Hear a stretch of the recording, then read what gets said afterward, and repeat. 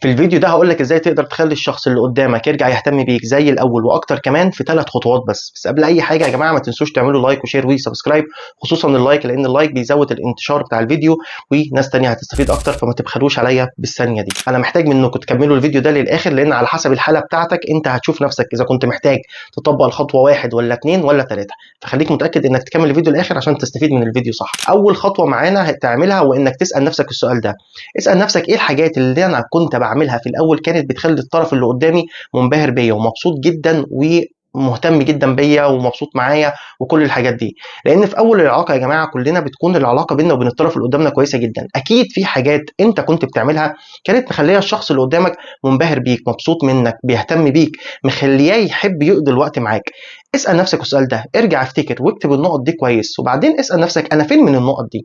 هل انا دلوقتي بعمل النقط دي ولا الحياه اخدتنا وخلاص وما بقتش بهتم بالنقط دي؟ لو انت فعليا لقيت نفسك ان انت نسيت النقط دي فارجع اعمل له النقط دي. يمكن انت بطلت تعمل الحاجات اللي كانت مخلياه هو مشدود ليك، فبالتالي هو ما بقاش يرجع يهتم زي الاول لانك انت ما بقتش تقدم له حاجه. النقطه الثانيه هو انك تسال نفس السؤال بس بالعكس.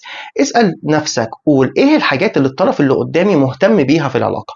ايه هي الاحتياجات بتاعته في العلاقه؟ كلنا بنخش العلاقات مهما كنا كاملين في الاخر عندنا احتياجات، في الاخر عندنا تطلعات في العلاقه دي. اسال نفسك الشخص اللي قدامي ده ايه هي احتياجاته، ايه هي تطلعاته. وعشان اوضح لك الموضوع ده كويس افهم كويس ان التطلعات بتاعت الاشخاص اللي قدامنا بتنقسم حاجتين، تنقسم هي احتياجات او تطلعات اساسيه واحتياجات اضافيه. يعني ايه؟ هقول لك يعني ايه. الاحتياجات الاساسيه دي اللي هي بكل بساطه مثلا انا عايز اخش في علاقه، عايز اللي قدامي يحترمني، يهتم بيا، يسال عني، يكون بيحب يسمع اخباري، يحب يتكلم معايا على سبيل المثال.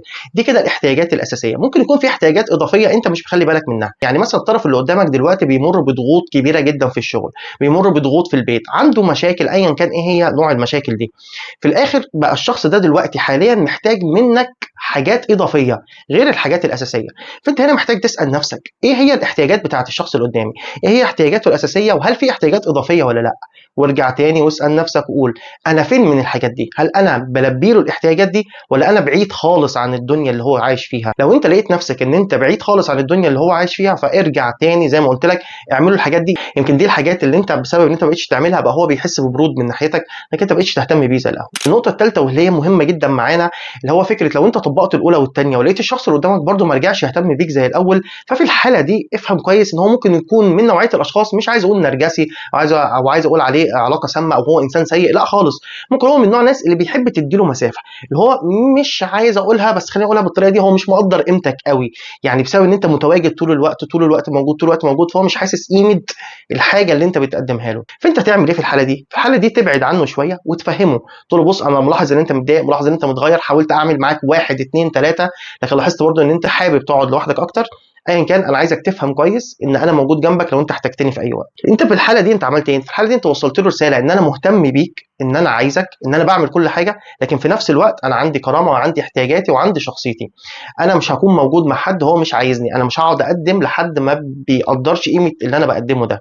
في الحاله دي انا اضمن لك والله العظيم بنسبه 100% لو الشخص اللي قدامك اكيد طبعا هو شريك وبيحبك وكل الحاجات دي حاجات بيزكس، 100% هيرجع يهتم بيك زي الاول واكتر كمان، بالعكس هيقدر قيمتك جدا لانه هيفهم ساعتها ان انت عملت له كل حاجه.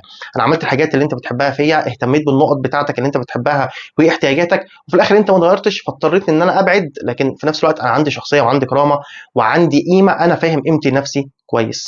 ده كان الفيديو بتاعنا النهارده، زي ما قلت لكم في اول الفيديو ما تنسوش تعملوا لايك عشان الفيديو ينتشر ويوصل لناس اكتر.